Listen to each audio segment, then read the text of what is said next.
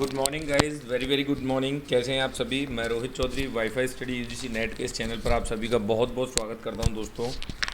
थोड़ा सा इंटरनेट का इशू आ गया मेरा कल, और वो आई थिंक अभी तक सॉल्व नहीं हुआ है। मैं लगा हुआ हूं प्रयास में उसको सही करवाने के चक्कर में। तो आज शायद वो कंप्लेंट भी मैंने कल की हुई है, वो सही हो जाएगा। आप लोगों ने बहुत अच्छा कोऑपरेशन दिया कल हमारी मैराथन क्लासेस में, और हमारे एजुकेटर्स ने भी बहुत शानदार काम किया था। आई होप कि हमारी कंप्लीट जो टीम है वो सब मिलकर के आप लोगों के लिए हर संडे, स्पेशल सैटरडे संडे में कुछ ना कुछ हम लोग धमाका लेके आते रहेंगे। और आप लोगों की एक नैतिक ड्यूटी बनती है, एक नैतिक दायित्व बनता है कि आप लोग ऐसे सेशंस का प्रमोशन कीजिएगा, अधिक से अधिक आप उनको प्रचारित कीजिएगा ताकि हम अधिक से अधिक क्लासेस तक पहुंच सकें। तो डियर स्टूडेंट, बहुत बहुत धन्यवाद अगेन, आपके लिए बहुत बहुत थैंक यू। हम लोग बहुत शानदार काम करेंगे आज। हमारी जो मेरी जो क्लास थी 10:30 बजे जो होती थी रीजनिंग की, जिसमें मैं आपको कथन और पूर्व धारणाएँ समझा रहा था, तो 2 से 3 नियम मेरे पास शेष रह गए हैं। और आज की क्लास में बहुत अच्छा सेशन रहेगा। हम उस टॉपिक को कंप्लीट कर लेते हैं और फिर कल की क्लास में एक नए चैप्टर के साथ आपसे मुलाकात होगी। तो आप लोग बने रहिएगा मेरे साथ, चलिएगा। बहुत बहुत स्वागत है एक बार फिर से सभी का आपका अनअकैडमी पे। अगर दोस्तों आपने मुझे अभी तक फॉलो नहीं किया है तो प्लीज़ आप गाइज मुझे अनअकैडमी पे फॉलो कीजिएगा, ताकि आपको मेरे आने वाली सभी क्लासेस के नोटिफिकेशन मिल सकें। अनअकैडमी पे हमारी स्पेशल क्लासेज होती हैं। मॉर्निंग में सुबह 8 बजे मैं फ़र्स्ट पेपर के MCQ करवाता हूँ। फिर सुबह 9 बजे मॉर्निंग में मैं सुबह 9 बजे जो है वो अनअकैडमी पे फर्स्ट पेपर का रीजनिंग पढ़वाता हूँ। चलिएगा, मैं आपको शेड्यूल लिख के बता देता हूँ पूरा, है ना? ठीक है, तो मैं थोड़ा सा क्या करता हूँ, क्योंकि अभी लिखना होगा तो आपकी PPT को आपके लिए शो कर देता हूँ और मैं हो जाता हूँ एक बार यहाँ से गायब। चलिएगा, बहुत बहुत स्वागत है आप सभी का बच्चों, और बहुत ही शानदार प्रदर्शन आपका रहता है क्लास में। चलिएगा, हम लोग बात कर रहे थे यहाँ पे कि हमें जो काम करना है वो करना है क्या। आपको मैं अभी मेरा एक शेड्यूल था वो बता देता हूँ, थोड़ा सा डिस्कस करके गाइज। चलिएगा, तो देखो, अनअकैडमी पे अगर आपने मुझे फॉलो नहीं किया तो सबसे पहले तो दोस्तों आप मुझे क्या है, अनअकैडमी पे फॉलो करो। ठीक है, ये मेरी प्रोफाइल का नाम है, ये ROHITASSWA। इस नाम से आप मेरी प्रोफाइल को फॉलो कर सकते हो अनअकैडमी पे। ठीक है गाइज, चलिएगा। और दूसरी इंपॉर्टेंट सूचना क्या है, आप मुझे फॉलो कर सकते हो कहाँ पे, अनअकैडमी पे। और रोहित सर 10 जो है वो मेरा रेफरल कोड है, और रोहित सर 10 लगा के आप अनअकैडमी का प्लस का जो सब्सक्रिप्शन है उसमें 10% डिस्काउंट ले सकते हो। ठीक है दोस्तों, बहुत शानदार होती हैं प्लस की क्लासें। अब देखिएगा, अनअकैडमी पे मेरा शेड्यूल मैं आपसे शेयर कर लेता हूँ। 8 से 9 लेता हूँ मैं कंप्लीट पेपर 1 का MCQ। पेपर 1 यानी कि प्रीवियस ईयर पेपर्स करवाता हूँ आपको, और यहाँ पे सॉल्व पेपर्स भी करवाता हूँ मैं आपको। ठीक है ना? और ये जो क्वेश्चंस होते हैं हमारे वो विद एक्सप्लेनेशन होते हैं। ठीक है, इन क्वेश्चंस में मैं कंप्लीट व्याख्या करवाता हूँ आपके लिए। तो एक क्लास तो हमारी क्या है अनअकैडमी पे ये होती है। दूसरी क्लास होती है अनअकैडमी पे मेरी सुबह 9 से 10 बजे तक। ठीक है, ये भी स्पेशल क्लास है, और इसमें बच्चों होता है रीजनिंग। ठीक है, इसमें अभी रीजनिंग चल रहा है। इसमें मैं फर्स्ट पेपर के सब्जेक्ट आपको स्टेप बाय स्टेप पढ़ाने वाला हूँ। ठीक है गाइज, इसके बाद आपको पता ही है 3rd नंबर की जो मेरी क्लास है वो 10:30 से 11 बजे तक आपके यूट्यूब पर होती है।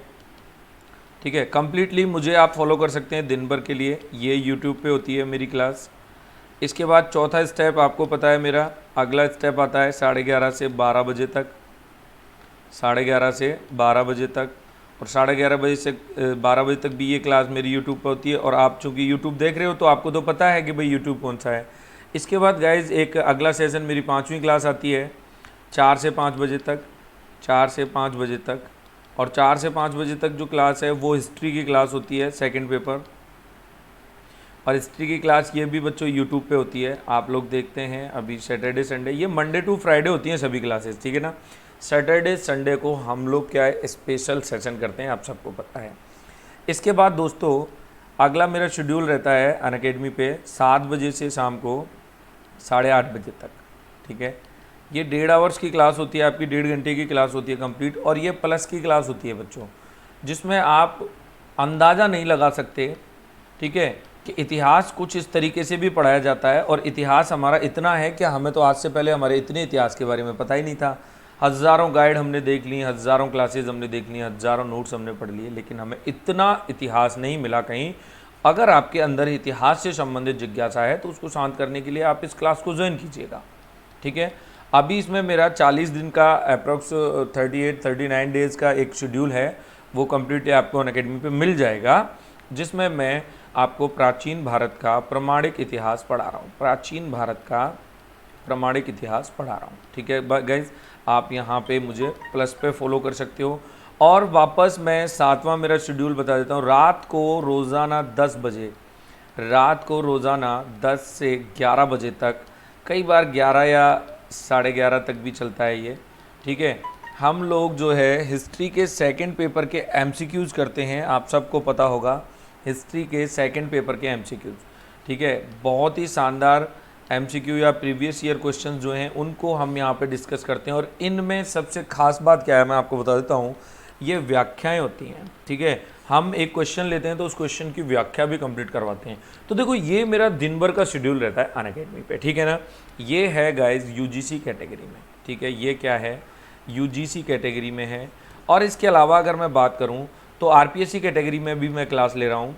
और आरपीएससी कैटेगरी में आप 12 बजे से 1 बजे तक मेरी क्लास देख सकते हो, जहाँ पे मैंने अभी रीजनिंग को शुरू किया हुआ है। ठीक है, 12 से 1 में मेरी क्लास आपको मिलेगी। कहाँ मिलेगी गाइस? आरपीएससी कैटेगरी में। तो कम्प्लीटली आप लोग मुझे फॉलो कर लीजिएगा, कोई इशू आपको नहीं आएगा। चलिएगा, थैंक यू। आज का सेशन हम लोग स्टार्ट करते हैं। मैं आपको अप्रॉक्स जो है 5 नियम इसके लिखा चुका था बच्चों, और अब मैं बढ़ता हूँ मेरे 6वें नियम की तरफ। ठीक है, चलिएगा।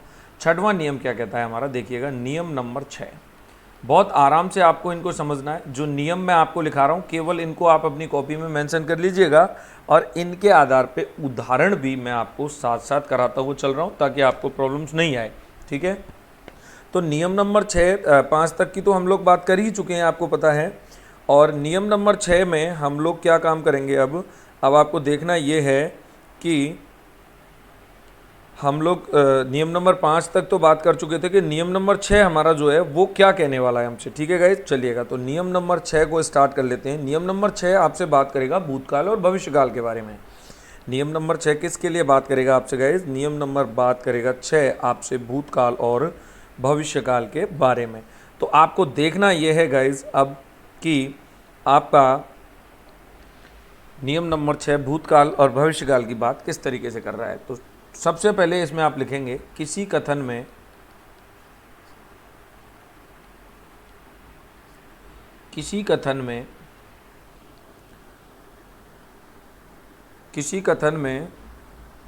संबंधित जो पूर्वधारणाएं हैं, किसी कथन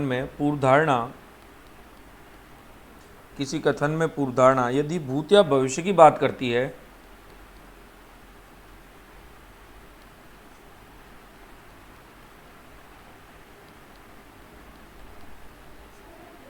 भूत या भविष्य की बात करती है,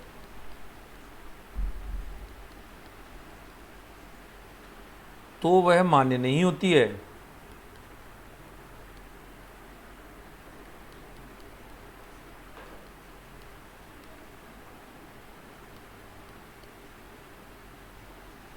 हाँ, यदि पूर्वधारणा में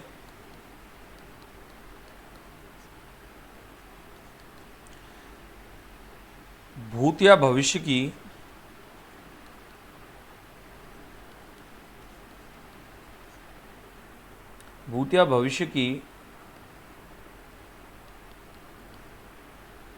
कोई ऐसी बात कही गई है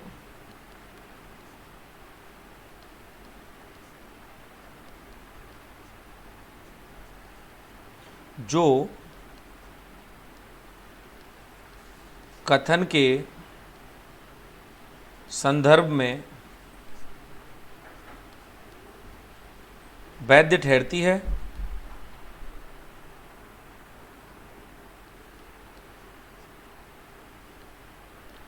तो वह मान्य होती है।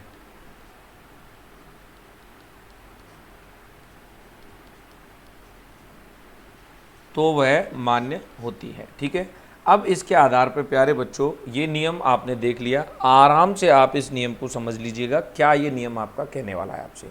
अब मैं इस नियम के आधार पे आपको 2 पूर्वधारणाएं और एक कथन यानी कि एक प्रश्न ले लेता हूं, और उसके आधार पे मैं आपको समझा देता हूं कि आपका आंसर जो है वो क्या रहने वाला है। ठीक है गाइस, चलिएगा, हम लोग बात करेंगे हमारे कथन को लेकर के।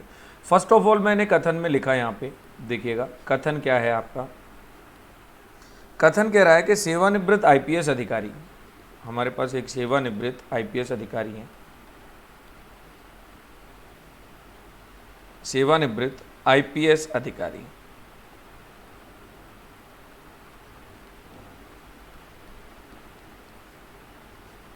सेवानिवृत्त आईपीएस अधिकारी श्री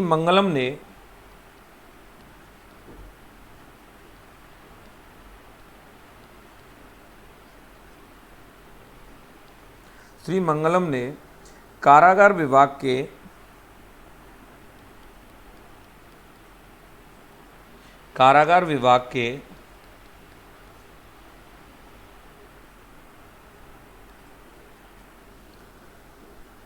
निर्देशक का कार्यभार या निदेशक का कार्यभार ग्रहण किया है। अर्थात हम ये कह सकते हैं गाइस कि श्री मंगलम को कारागार विभाग का निदेशक बनाया गया है, कार्यभार ग्रहण किया है। आशा है कि, आशा का मतलब उम्मीद है, अनुमान है, प्रयास है, ठीक है, पूर्व धारणा है। आशा है कि अब संस्थान के प्रशासन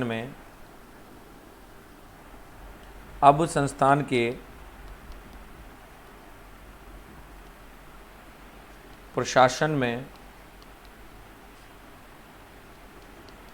सुधार होगा।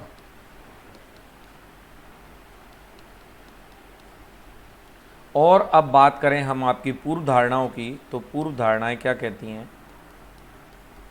पहली पूर्व धारणा कहती है प्यारे बच्चों, श्री मंगलम से पहले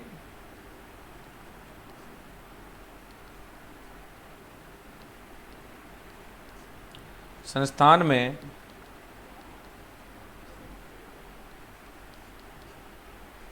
कोई निदेशक नहीं था।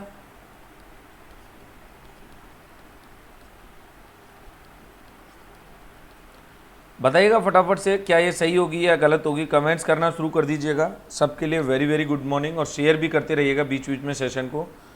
जैसा कि आपको पता था कि मेरे थोड़ा सा इंटरनेट का इश्यू चल रहा था, तो मुझे वीडियो प्रीमियर करवाने पड़े, और आई होप कि 4 बजे तक शायद मेरा फॉल्ट सही हो जाए, तो हम लोग हिस्ट्री वाली क्लास में लाइव मुलाकात करेंगे आज आपसे। निदेशक से ये उम्मीद की जाती है, सेकंड आएगा कि निदेशक से यह उम्मीद की जाती है, निदेशक से यह उम्मीद की जाती है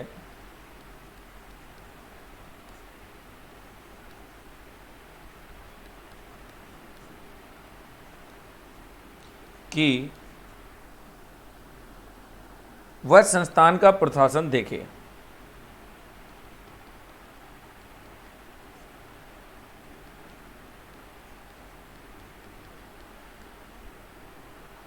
तो आप आराम से देखिएगा, समझिएगा, प्रयास कीजिएगा इनमें क्या है। देखिएगा आपको एक क्वेश्चन दिया गया था, और नियम की अगर हम बात कर लेते हैं तो नियम है आपका कि भाई कथन में जो पूर्वधारणा दी गई है, इसी कथन में पूर्वधारणा यदि भूत या भविष्य की बात करती है तो वो मान्य नहीं होती है। हाँ, यदि पूर्वधारणा में भूत या भविष्य की कोई ऐसी बात कही गई है जो कथन के संदर्भ में वैध ठहरती है, तो वो क्या हो जाएगी, मान्य हो जाएगी। अब बात करते हैं, एक क्वेश्चन बनाया यहाँ पे कि सेवानिवृत्त आईपीएस अधिकारी श्री मंगलम ने कारागार विभाग के निदेशक का कार्यभार ग्रहण किया है। आशा है कि अब संस्थान के प्रशासन में सुधार होगा। अब पूर्वधारणा कह रही है कि भाई श्री मंगलम से पहले संस्थान में कोई निदेशक नहीं था, तो हम कैसे कह सकते हैं कि निदेशक था या नहीं था। भाई भूतकाल की बात है, हो सकता है निदेशक वो अच्छा कार्य नहीं कर रहा हो, तब जाके श्री मंगलम को लगाया हुआ हो सकता है पद खाली भी चल रहा हो, और हो सकता है पद भरा हुआ भी चल रहा हो। तो ये क्या है, भूतकाल की बात है, और भूतकाल की बात होने के कारण दोस्तों हम इसको नहीं मान सकते, ठीक है ना। तो फर्स्ट क्या हो जाएगी, गलत हो जाएगी। अब ये उम्मीद कर रहा है कि भाई संस्थान का प्रशासन देखेगा। अब संस्थान निदेशक से ये उम्मीद है कि वो संस्थान का प्रशासन देखेगा, तभी तो उसको नियुक्त किया गया है। तो ये क्या है हमारे, देखेगा, देखे या देखेगा भी अगर आता है तो देखेगा शब्द जो है हालांकि एक भविष्यकाल के लिए यहाँ पे इशारा करता है, लेकिन फिर भी हम लोग क्या मानेंगे कि ये हमारे कथन से सीधा सीधा फैक्ट है, जुड़ा हुआ है। और ये आप सोचिएगा, हम ये किसी से, भले ही वो हमारी उम्मीदों पे खरा नहीं उतरता है, वो एक अलग फैक्टर है, लेकिन हमने यहाँ क्या कहा है, ये तो नहीं कहा कि निदेशक संस्थान की उम्मीदों पे खरा उतरेगा, नहीं कहा ना। आपसे सिर्फ इतना कहा है कि निदेशक से उम्मीद की जाती है कि भाई संस्थान का प्रशासन देखेगा, तो ठीक है, तब वो जो उम्मीद की जाती है तभी तो उसको नियुक्त किया गया है। तो यहाँ पे सेकंड जो पूर्व धारणा है वो बच्चों क्या हो जाएगी, सही हो जाएगी। और इसमें ऐसा विकल्प हम चुन लेंगे कि फर्स्ट गलत लेकिन सेकंड सही है। आई होप कि आपके समझ में आ गया होगा। चलिएगा गाइज, बहुत शानदार, बहुत बहुत धन्यवाद आप सभी के लिए। अगले क्वेश्चन की तरफ आपको ले चलता हूँ मैं। अगला क्वेश्चन आपसे क्या कह रहा है, देखिएगा। नियम नंबर अगला आ जाएगा आपका 6 हो गए हमारे, नियम नंबर 7 आ जाएगा, ठीक है। अब नियम नंबर 7 क्या कहता है, बहुत शानदार नियम है। नियम नंबर 7 क्या कहता है कि कुछ विशेष शब्द हैं, कुछ विशेष शब्द कौन कौन से हैं भाई वो शब्द, जैसे सकना,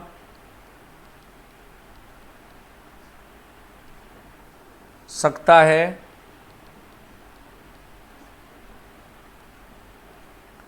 संभव है,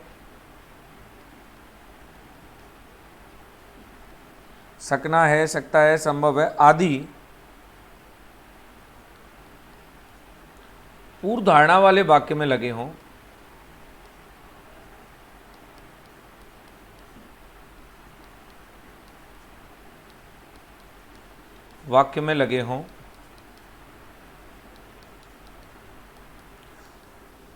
तो आमतौर पर वह पूर्व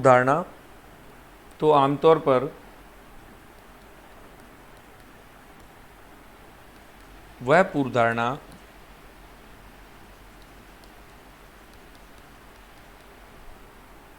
मान्य नहीं होती है।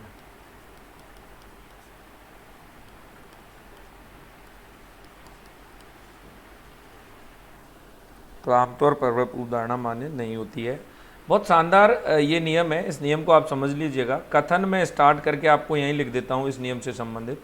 कथन आपका कहेगा, नौकरी के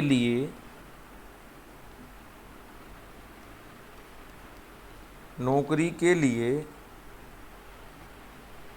अभ्यर्थियों के चयन हेतु किए जाने वाले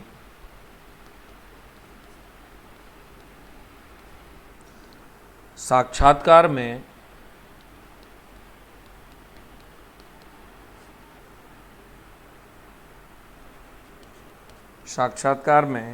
उनके व्यक्तित्व के गुणों का मापन किया जा सकता है।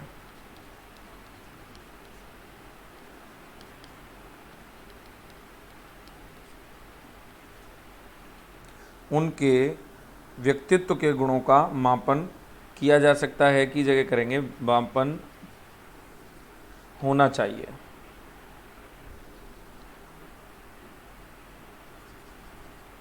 यहाँ पे लिखेंगे गाइज मापन होना चाहिए, ठीक है। ये अब हमारे पास एक क्वेश्चन है, नियम आपके सामने स्पष्ट तौर पे लिखा हुआ है।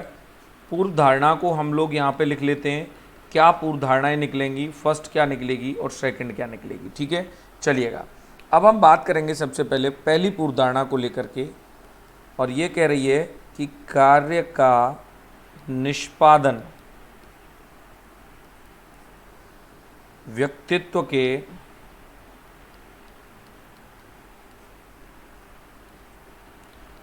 गुणों पर निर्भर करता है।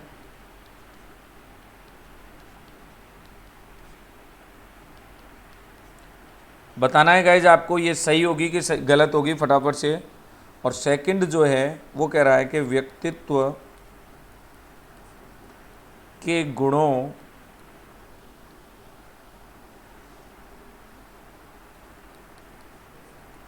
यहाँ थोड़ा सा नियम में करेक्शन करेंगे, ये नहीं शब्द हटाना है, जल्दी में ये गलत लिख गया।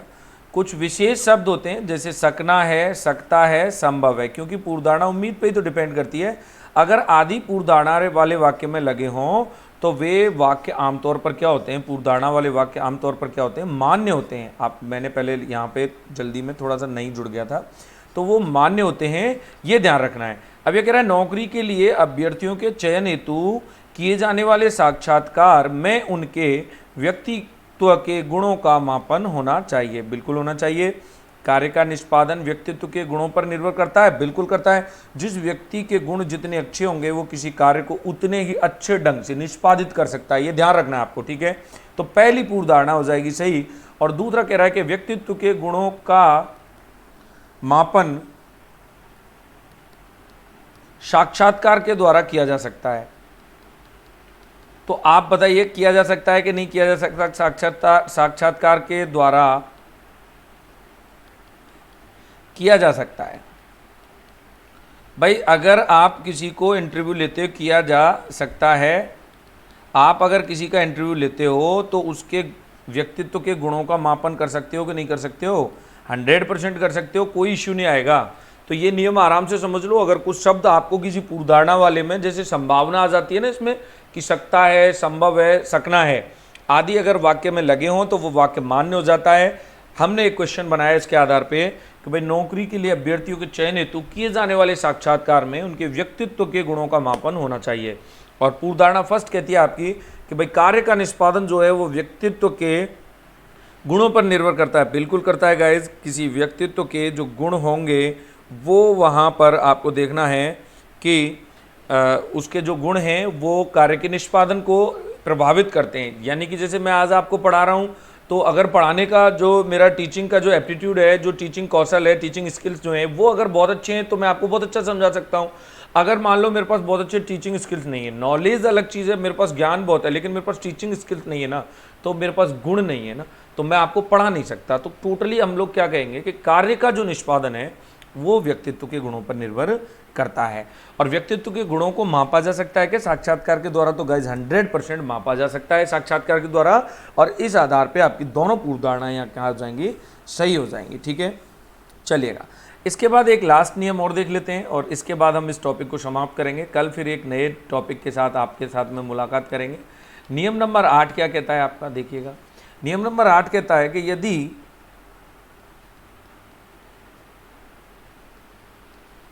कथन का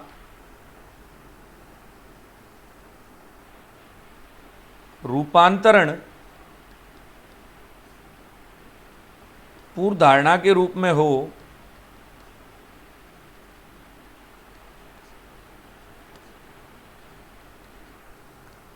पूर्वधारणा के रूप में हो तो उसे नहीं मानना चाहिए।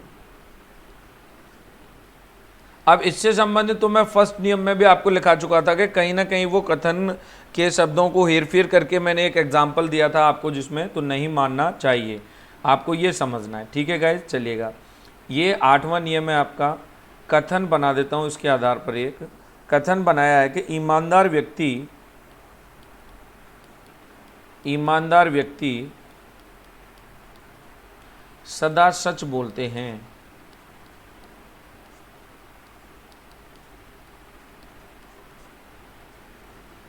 तो ये आपका स्टेटमेंट है। और पूर्व धारणाओं की अगर बात करता हूं तो पूर्व धारणा भी लिख देता हूं आपके लिए, 2 बताना है आपको। पहली पूर्व धारणा है कि सच बोलने वाले व्यक्ति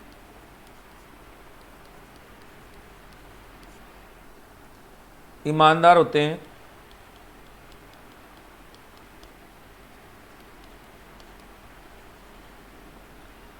और दूसरी पूर्व धारणा है बच्चों यहाँ पर कि जो ईमानदार होते हैं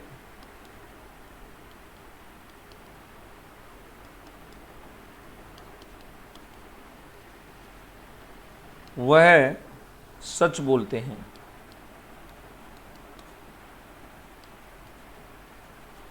तो ये 2 पूर्व धारणाएं आपके पास निकल के आ जाती हैं। अब आपको यह देखना है कि यहाँ पे पूर्व धारणा पहली जो है वो कथन का रूपांतरण है। कथन का रूपांतरण क्या है? पूर्व धारणा फर्स्ट जो है। और दूसरी जो है वो रीस्टेटमेंट है। एक तरीके से जो ईमानदार होते हैं वो सदा सच बोलते हैं। तो ये क्या है, शब्दों में हेर फेर करके यही बात कह दी गई और यहाँ सीधा सीधा सा रीस्टेटमेंट कर दिया। तो दोनों ही क्या हो जाएंगी, आपकी अवैध हो जाएंगी गाइज, और दोनों ही क्या हो जाएंगी, गलत हो जाएंगी। ठीक है, तो ये आपका आंसर था। अब आज आपका ये टॉपिक यहाँ पे समाप्त हो जाता है। देखिएगा अभी 11:30 बजे मैं एक नया टॉपिक लेके आपके सामने आ रहा हूँ। 11:30 बजे वाली क्लास में एक न्यू टॉपिक हम लोग स्टार्ट करेंगे, जो है बहुत शानदार रहेगा। और कल 10:30 बजे वाली क्लास में, कल 10:30 बजे वाली क्लास में हम लोग पढ़ेंगे कथन एवं कार्यवाही। ठीक है, कथन एवं कार्यवाही हमारा जो है वो टॉपिक यहाँ पे स्टार्ट हो जाएगा। लॉजिकल रीजनिंग की कंप्लीट सीरीज़ मैं आपको यूट्यूब पे करा रहा हूँ, फ्री ऑफ कॉस्ट करा रहा हूँ, कोई इश्यू आपको नहीं आएगा। ठीक है, ये क्लास जो प्लस की क्लासों में हम लोग करवाते हैं वो मैटर मैं आपको यहाँ पे प्रदान कर रहा हूँ। तो आई होप कि आप सबको पसंद आ रहा होगा। और चलते हुए मैं बता देता हूँ, इस नाम से आप मुझे अनअकैडमी पे फॉलो कर सकते हो गाइज। और प्लस का सब्सक्रिप्शन अगर आपने नहीं लिया है तो तुरंत से प्लान कीजिएगा। विदाउट प्लस आपका जो सपना है ना, जो टारगेट है ना कि भाई हम लोग JRF करें, ठीक है, 35,000 रुपये पर मंथ की स्कॉलरशिप हमको मिले, तो वो अधूरा रहेगा बिना प्लस के। ठीक है, ये मैं कमिट करता हूँ आपसे। आप अनुभव लीजिएगा। ठीक है, टेलीग्राम ग्रुप्स में, व्हाट्सएप ग्रुप्स में जुड़िएगा, ऐसे स्टूडेंट्स से कांटेक्ट करिएगा जो स्टूडेंट प्लस को पढ़ रहे हैं। उनसे पूछिएगा कि क्या डिफरेंस है स्पेशल क्लास यूट्यूब और प्लस में, वो आपको अपने अनुभव बताएंगे। ठीक है, और किसी भी ग्रुप में 9587 123 और 321, ये गाइज मेरा मोबाइल नंबर है, मेरा कॉन्टैक्ट नंबर है। आप लोग मुझे व्हाट्सअप कर सकते हैं, आप लोग मुझे टेलीग्राम के पे भी कांटेक्ट कर सकते हैं, मैं आपको व्हाट्सअप टेलीग्राम ग्रुप में जोड़ दूंगा। तो बहुत बहुत थैंक यू आप सभी के लिए। मिलते हैं अगले सेशन में, तब तक के लिए धन्यवाद दोस्तों।